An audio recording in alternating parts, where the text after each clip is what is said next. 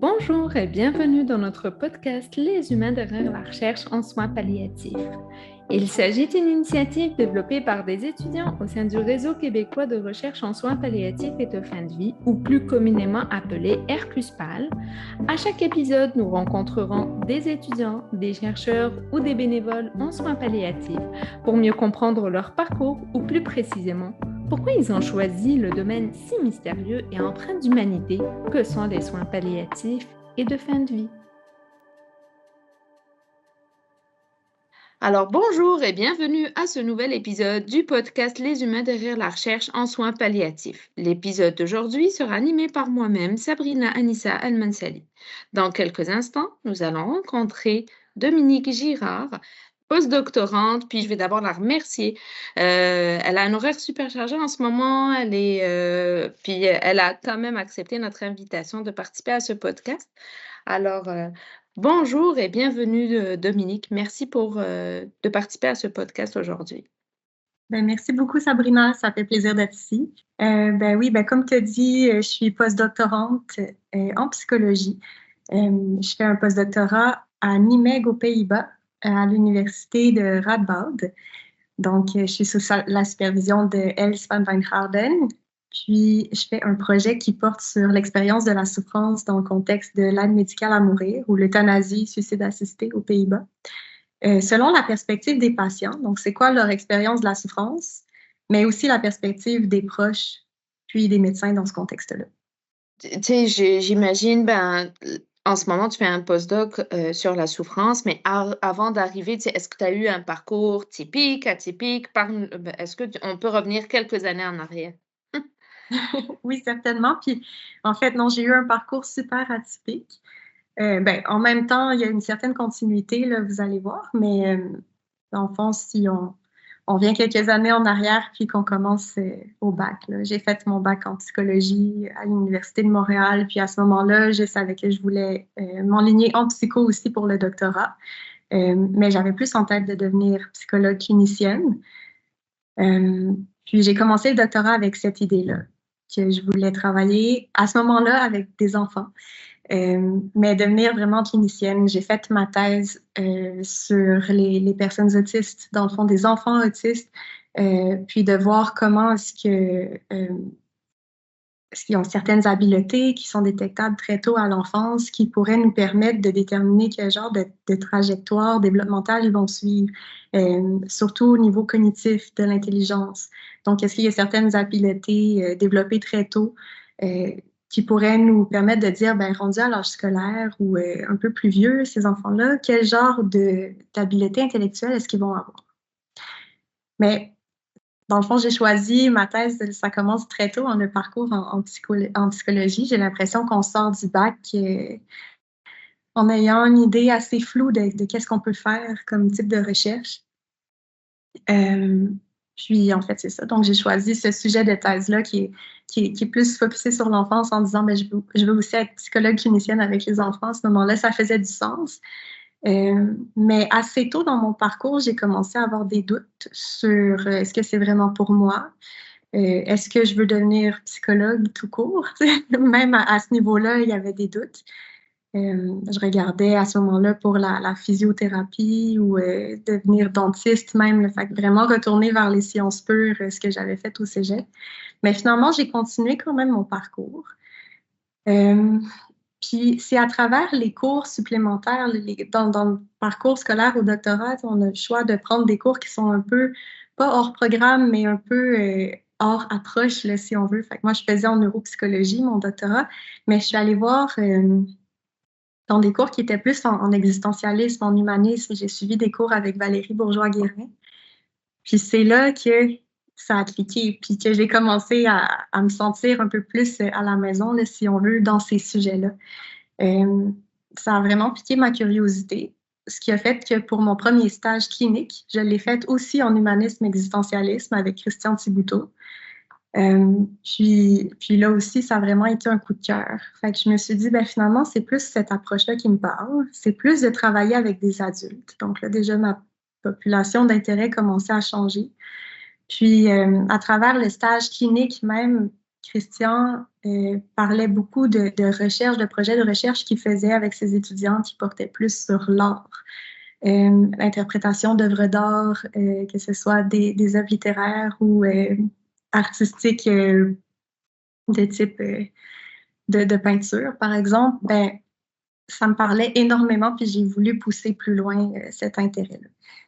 Donc, en même temps que j'ai terminé ma thèse en autisme, j'ai commencé à m'impliquer sur des projets en humanisme avec Valérie. Puis j'ai moi-même écrit un article qui porte sur un poème, en fait. C'est une interprétation d'un poème qui porte sur la souffrance. Puis à partir de là, je savais qu'est-ce que je voulais faire, mais vu que j'ai pas fait ma thèse doctorale sur le sujet, ben, j'ai voulu pousser plus loin puis faire un post-doctorat pour là vraiment plus me spécialiser en humanisme existentialiste. Donc, présentement, de ce que je comprends, tu fais un postdoc avec Valérie Bourgeois-Guérin ou sur des sujets qui ont été inspirés par Valérie, de ce que je comprends. Oui, ben plus que ça a été inspiré parce qu'en ce moment, je suis aux Pays-Bas. Je ne suis pas avec Valérie, non. Mais Valérie, ça a été c'est une des premières sources d'inspiration, en fait, là, qui m'a poussée à changer de branche comme ça. Donc, même si je reste en psycho, puis que sur ce plan-là, le parcours a été assez linéaire, ben, j'ai vraiment changé d'approche. Puis, je suis passée de la neuropsychologie avec une clientèle enfant à la psychologie avec ben, une population adulte, mais aussi des gens qui se rapprochent de la fin de vie puis qui font face à la finitude. Donc, je suis passée d'un spectre à l'autre. Tu l'as vécu, ce changement quand même, que ça soit dans la tranche d'âge, que dans le sujet. Comment tu as vécu tous ces changements? Oui, ben c'est une bonne question parce que ben, ça vient quand même déstabiliser dans le sens que je pensais m'enligner quelque part, on investit beaucoup d'années, beaucoup d'efforts dans une thèse. Puis là, jusqu'à un certain point, je me disais, est-ce que je change? Est-ce que je recommence ma thèse, en fait, dans le sujet qui me passionne ou est-ce que je termine? C'est quand même des gros questionnements, mais en prenant le temps d'y penser puis en parlant aussi avec des amis, des mentors, on me conseillait de terminer ce que j'avais commencé. Donc, c'est ce que j'ai fait. Euh, mais après, il y a comme toute une expertise aussi que je trouve que j'ai pas pu développer pendant le doctorat. Tu sais, les étudiantes qui évoluent dans ce genre de sujet-là depuis le tout début, en recherche, en clinique, j'ai l'impression qu'il y a il y a des sujets qui ont la chance de pouvoir approfondir, ils ont des habiletés à travers les cours qui peuvent vraiment s'ancrer en eux, tandis que moi, ben, ça a été plus comment dire, j'ai suivi mon instinct. Mais après, c'est ça, je me dis, est-ce que j'ai assez approfondi ces questions-là pour continuer vraiment dans cette branche-là? Ben, finalement, j'ai décidé de le faire, mais ça vient aussi avec des questionnements un peu du type syndrome de l'imposteur, là. Est-ce qu'on peut te permettre de dire que tu es un peu autodidacte dans ce que tu fais actuellement? Tu sais, dans le sens où, parce que tu expliquais un peu dans le projet de thèse où, tu sais, les étudiants, mettons, qui ont commencé à approfondir ce sujet un peu plus tôt durant la thèse, ben, peut-être ils ont eu des cours qui ont suivi, qui teintent un petit peu, tu sais, leur compréhension de cette approche, alors que toi, tu la découvres, tu sais, tu t'es approprié finalement cette approche à travers les lectures, à travers, tu sais, les heures de travail que tu fais toi-même, mais c'est pas, tu sais, mettons, tu découvres ça par toi-même et non pas par l'intermédiaire de cours. Non, oui, en ce sens-là, ben, il a fallu que je m'approprie ces sujets-là un peu par moi-même, mais je dirais pas que c'était seulement autodidacte parce que je trouve que j'ai été extrêmement bien entourée avec Christian Thibouteau puis Valérie Bourgeois-Guérin à l'UQAM. Puis ensuite, ben, ces étudiants aussi, je les ai trouvés tellement accueillants.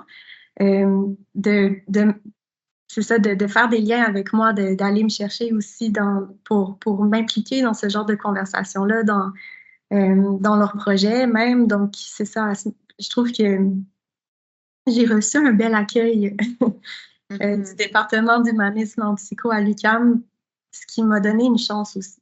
Puis sinon, ben, j'ai décidé d'aller faire des cours supplémentaires aussi pendant ma thèse pour aller faire au moins, c'est ça, le cours de méthode qualitative, par exemple. J'ai pris des cours supplémentaires avec Valérie pour, c'est ça, m'approprier un peu l'approche, mais à travers aussi un enseignement, puis pas juste par mes lectures, par moi-même de mon côté, là, ce que j'ai trouvé important.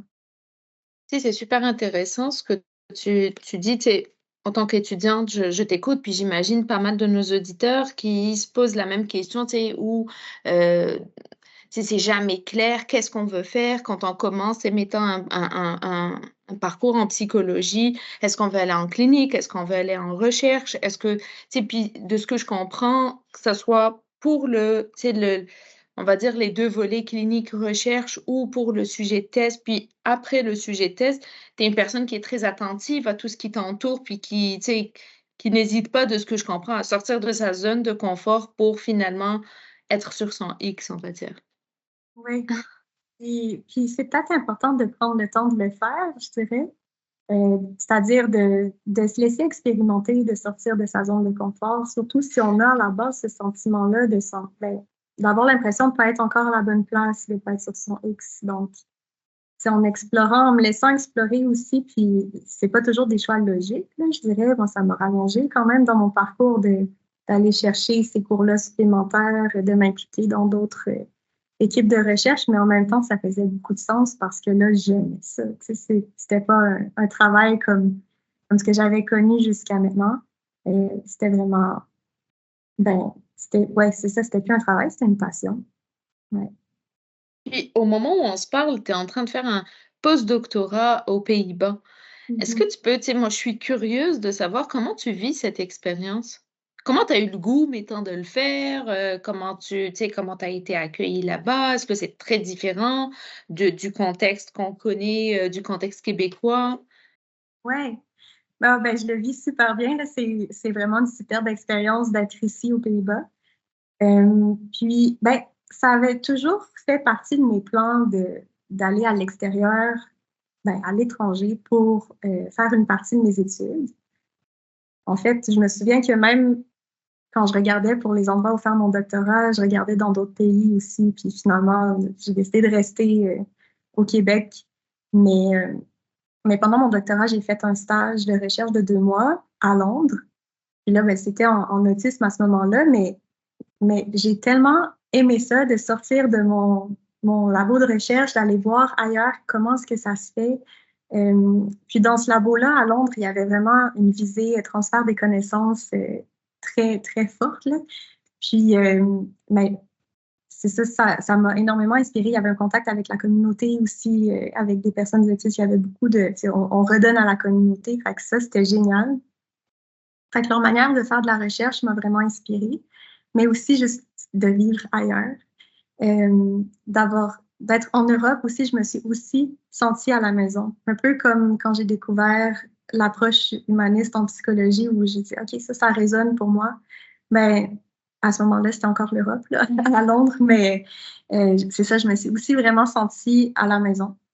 Puis je me suis dit, il faut que j'y retourne plus longtemps, plus tard dans mon parcours. Mais à ce moment-là, je ne savais pas encore que j'allais faire le changement. Puis quand j'ai fait le changement, j'en ai beaucoup parlé avec Valérie, comment est-ce que je pourrais organiser ça pour que ça fonctionne, puis que je continue à construire mon expérience dans cette branche-là. Puis on regardait différentes options de postdoc. Puis ça a donné qu'elle avait une personne contact aux Pays-Bas.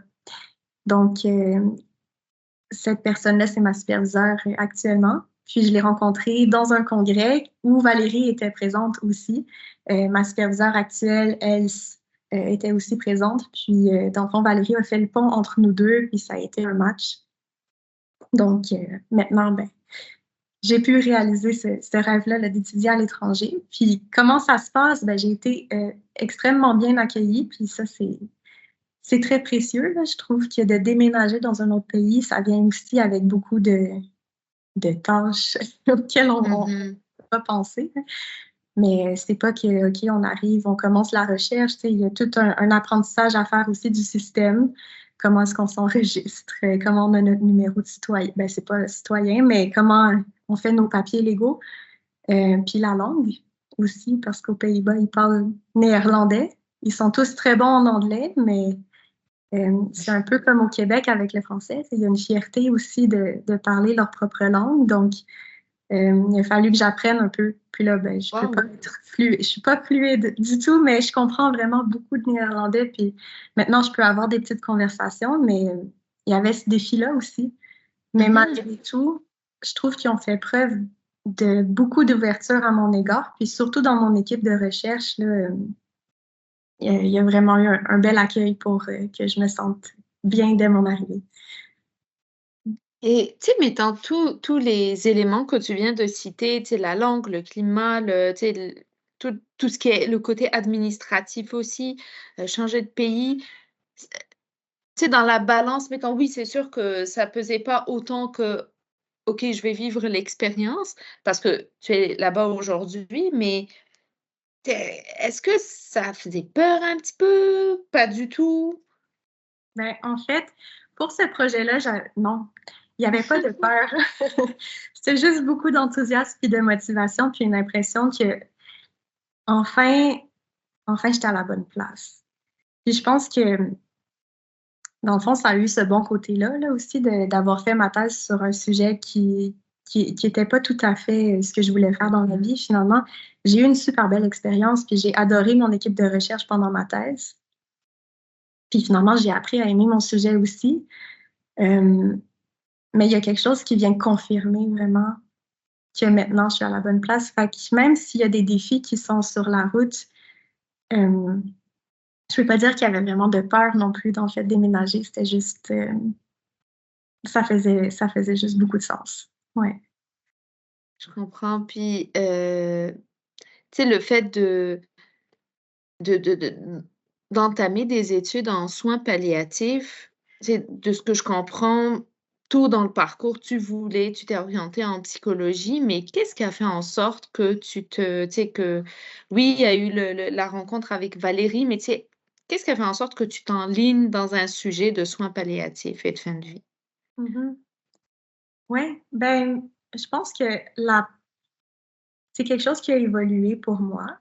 Euh, de prime abord, je voulais plus m'enligner vers la psycho-humaniste pour travailler à partir de l'art, parce que ben, en fait, d'interpréter des œuvres d'art puis voir qu'est-ce que ça a à nous dire sur la condition humaine, c'est quelque chose que je trouvais extrêmement inspirant. Puis je pense que ça faisait partie de moi aussi de faire de l'art depuis que je suis enfant. Fait que dans le fond, c'était comme de retourner à mes intérêts primaires. Puis là, ben, c'est ça, j'embarque dans la lecture de textes plus phéno, plus inspirés de la philosophie. Puis je me rendais compte que dans le fond, parce que le premier projet sur lequel j'ai travaillé, c'était par rapport à la souffrance, puis aussi au deuil, puis à la mort. Mais c'était à travers un poème. Mais c'est ces sujets-là qu'on abordait.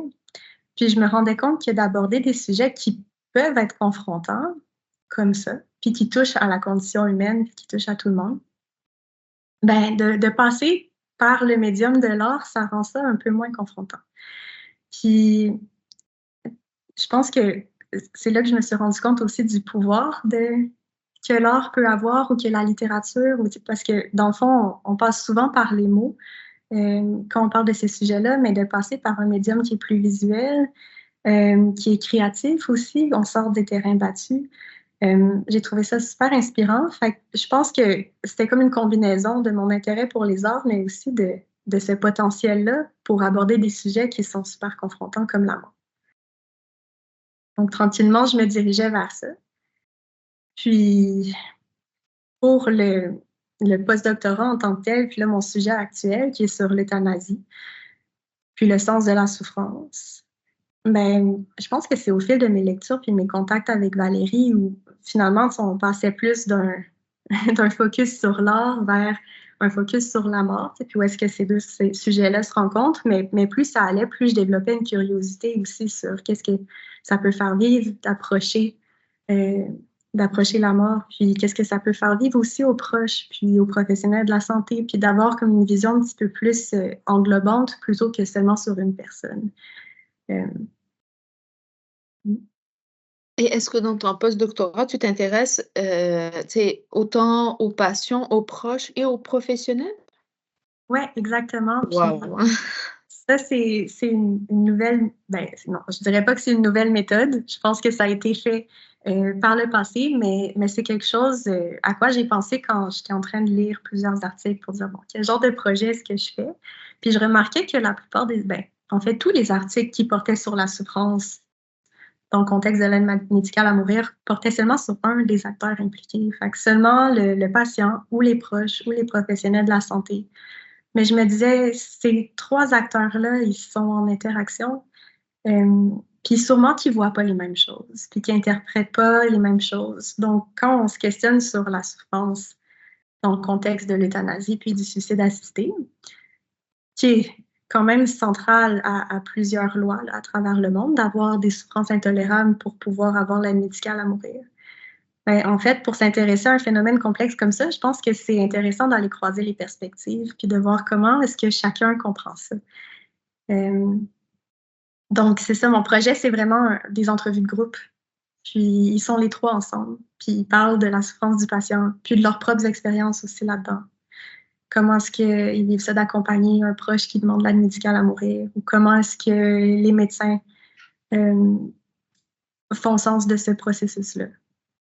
Tu sais, le terme de souffrance, tu sais, ça peut faire appel à plusieurs, tu sais, à plusieurs définitions.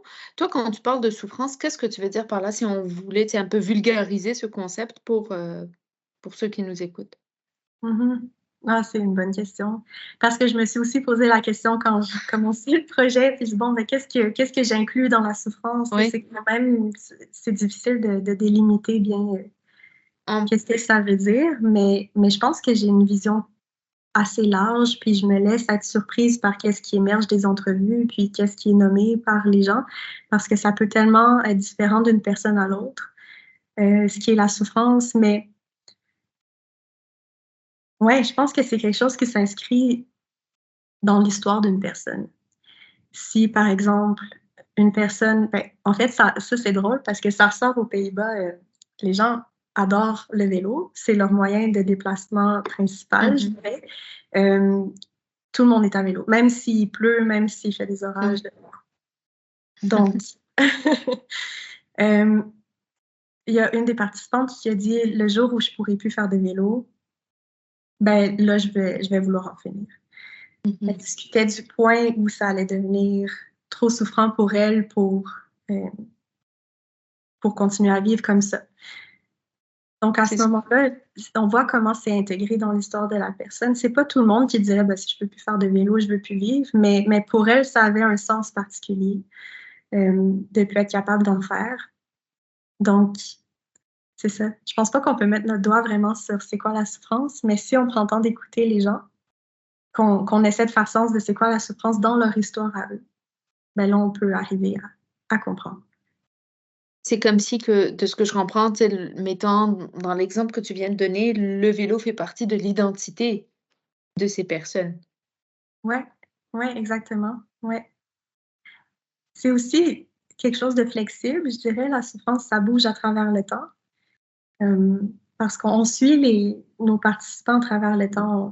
À chaque fois que le médecin se déplace pour aller faire une entrevue avec son patient, puis le proche, nous aussi, ma collègue et moi, on se déplace, puis on va voir qu'est-ce qu'ils vont dire de nouveau et comment est-ce qu'ils font le suivi. Puis on voit que, par exemple, cette dame-là, dont je te parle, plus tard dans son cheminement, elle était effectivement plus capable de faire du vélo, mais finalement, elle avait intégré ça à son narratif. Puis rendu où elle était rendue là, il y avait autre chose qui pouvait continuer à faire sens pour elle, puis continuer à vouloir vivre encore un petit peu plus longtemps. Donc, la souffrance, je dirais pas que c'est quelque chose qu'on peut vraiment capturer de manière statique. Il y a quelque chose qui est en mouvance aussi.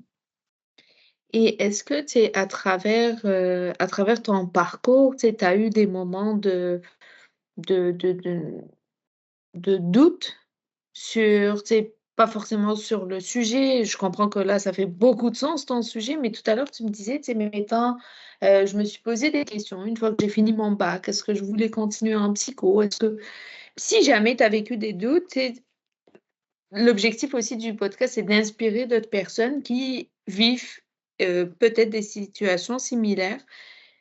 Oui, j'ai eu des doutes, mais je pense un peu comme je te disais plus tôt, par rapport à quel métier je veux faire, mais justement, quand on sort du bac, c'est tellement un programme général, que moi j'ai trouvé général en tout cas, euh, que je me disais, ben, je sais pas sur quoi je veux faire ma thèse, je sais pas sur quoi je veux comme, approfondir mes connaissances.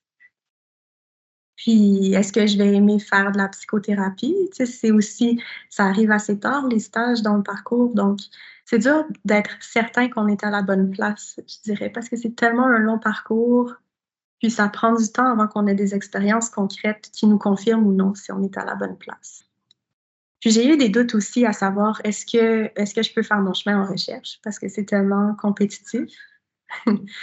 Mais là, en plus, moi, je commence dans un sujet de recherche qui porte sur l'enfance, l'autisme, puis maintenant, je m'en vais en humanisme. Est-ce que je vais être capable d'avoir assez de connaissances approfondies sur le sujet pour faire mon chemin par la suite? Donc, il y avait des doutes à ce niveau-là aussi.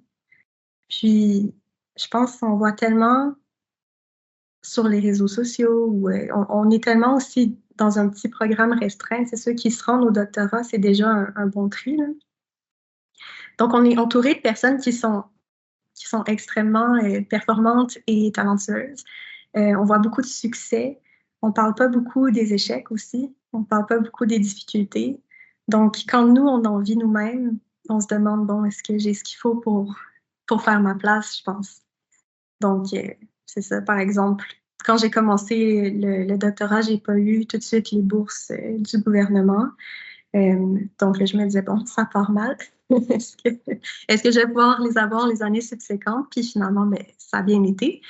Mais il y a ce genre de doute-là qui arrive en cours de route où si on essaie de publier un article sur lequel on a travaillé longtemps, puis que ben, de prime abord, il est refusé. Tu sais, on essuie beaucoup de refus aussi, mais c'est pas quelque chose dont on parle assez encore, j'ai l'impression. Donc, il y a ce côté-là aussi. Effectivement, puis est-ce que, tu sais, je sais pas, autour de toi, quand tu as vécu tu sais, quand tu t'es posé ou tu as eu ces moments de doute, il y a eu des ressources ou, tu sais, des personnes avec qui tu te sentais à l'aise d'en parler ou, tu sais, pas forcément? Oui, non, mais pour ça, je trouve que j'ai tellement été bien entourée, puis c'est ce qui fait toute la différence aussi, là, pendant un parcours doctoral, je trouve, c'est avec, ben, ouais, euh, qui est ton labo, tu sais, qui sont les personnes qui t'entourent. Puis c'est ça, même dans mon groupe de recherche en autisme, en fait, ça a été très, très, très précieux, là, d'avoir des collègues en or, puis euh, donc, c'est ça, non, j'ai formé des liens d'amitié avec plusieurs personnes de ce groupe-là, puis on est encore en contact. Comme je te disais aussi, quand j'ai décidé de faire mon changement de branche puis d'aller en humanisme, ben, il y a beaucoup d'étudiants de Valérie Bourgeois-Guérin qui m'ont accueilli aussi, puis on a créé des liens aussi, donc de sentir un sentiment d'appartenance. Euh, Puis aussi, où on peut se montrer vulnérable, ça fait toute la différence dans le parcours, puis dans la persévérance dont il fallait faire preuve. Merci pour ton partage, tu sais, puis là, j'aimerais un petit peu qu'on parle des bons coups que tu as vécus. Tu sais, est-ce qu'il y a des choses dont tu es fière? Moi, j'ai l'impression, tu sais, je pourrais nommer plusieurs, mais c'est pas à moi qu'on pose la question, c'est à toi, mais tu sais, est-ce qu'il y a des bons coups que tu aimerais nous partager? Ouais. Ouais, ben, je pense que maintenant que j'ai un pas de recul, que je regarde ma trajectoire, je trouve que ben, j'ai dit persévérance tantôt, ben, je trouve que j'en ai fait preuve. J'ai fait preuve de persévérance pour terminer ma thèse, puis ça s'est super bien passé finalement. Je suis allée au bout de mes idées, mais non seulement ça, mais aussi d'avoir, ouais, j'aime pas dire réussi, là, mais d'avoir pu faire cette transition-là de l'autisme à la fin de vie, puis l'aide médicale à mourir, puis d'avoir fait ma place dans ce milieu-là, d'avoir osé changer de pays, d'apprendre une nouvelle langue. Euh, Ça aussi, je pense qu'on peut être fier de ça. Puis, ben, pour finir, je suis vraiment contente parce que j'ai eu un poste de professeur.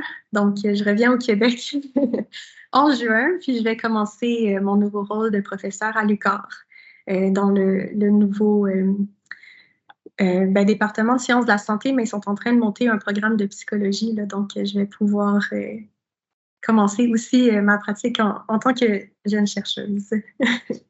Waouh, félicitations, que de bonnes nouvelles. Puis, tu sais, faudrait qu'on te réinvite à ce moment-là. Tu sais, j'aimerais te refaire un podcast avec toi à ce moment-là pour que tu nous partages c'est d'autres choses par rapport à la vie de nouveaux professeurs, un peu comme ce que tu viens de partager, tu sais, comme personne étudiante au doctorat.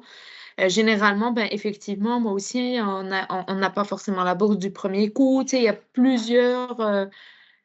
plusieurs choses qu'on n'imagine pas quand on commence un doctorat ou tu sais, on se dit, ben, c'est pas des choses qu'on partage, donc c'est comme si que, voilà, soit on ignore, soit, bref, je pense que tu comprends ce que je veux dire, mais tu sais, comme nouveau chercheur aussi, j'imagine il y a plein de choses qui pourraient être intéressantes, tu sais, à partager. Oui, tout à fait. Oui, non, c'est vrai, ça va être un autre chapitre de ma vie, en fait, qui est excitant. Et puis, j'aimerais te poser une dernière question. Si tu pouvais parler à la jeune Dominique, que tu es, quel message tu aimerais lui transmettre? Mmh, ouais, de me faire confiance, de faire confiance à mon ressenti. Même si c'est pas toujours le choix le plus logique, si je prends le temps d'être à l'écoute de, par exemple, cet inconfort-là que je ressentais pendant mon bac, pendant le début de mon doc, où est-ce que je vais finir, qu'est-ce que je veux faire dans la vie, mais d'être vraiment à l'écoute de ça parce que c'est pas pour rien que c'est là. Peut-être que j'avais Mmh. pas encore trouvé mon X, mais qu'une fois qu'on le trouve, ben, je dis pas que c'est parfait, mais il y a comme, on dirait une énergie qui est présente, puis qui nous permet de dépasser nos limites, puis il y a une trajectoire qui se trace, mais ça peut prendre du temps à trouver. Fait que c'est aussi, je pense, de se laisser l'espace pour le trouver, puis le temps pour le trouver, parce que c'est pas vrai qu'on peut le savoir comme ça en sortant du bac. C'est donc de se laisser, c'est ça, le temps et l'espace pour se permettre d'explorer puis voir qu'est-ce qui nous correspond vraiment. Merci beaucoup, Dominique, d'avoir partagé ton parcours inspirant avec nous. Puis merci beaucoup d'avoir écouté, cet épisode de notre podcast Les humains derrière la recherche en soins palliatifs. Soyez des notes pour notre prochain épisode pour découvrir d'autres humains inspirants comme Dominique. Merci beaucoup, Dominique.